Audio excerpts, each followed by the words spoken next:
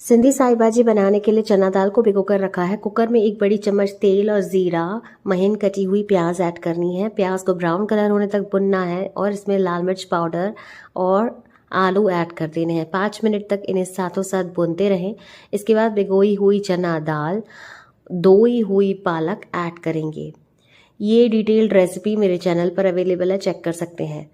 इसके बाद महीन कटी हुई टमाटर ऐड कर दें, स्वाद अनुसार नमक, हल्दी ऐड कर देंगे। इन सारी चीज़ों को हमें मिक्स कर लेना है। साई भाजी बहुत ही हेल्दी होती है, आयरन भारी मात्रा में पाया जाता है। इसके बाद आप थोड़ा सा पानी ऐड करते हुए कुकर का ढक्कन लगा दीजिए और इसे 3 से 4 विसल्स तक कुक होने दीजिए।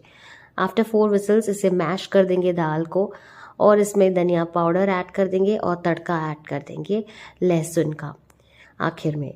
तो ये लीजिए, गर्मा गर्म सिंधी साई भाजी बनकर तैयार है। This is Nikita, bye bye, take care.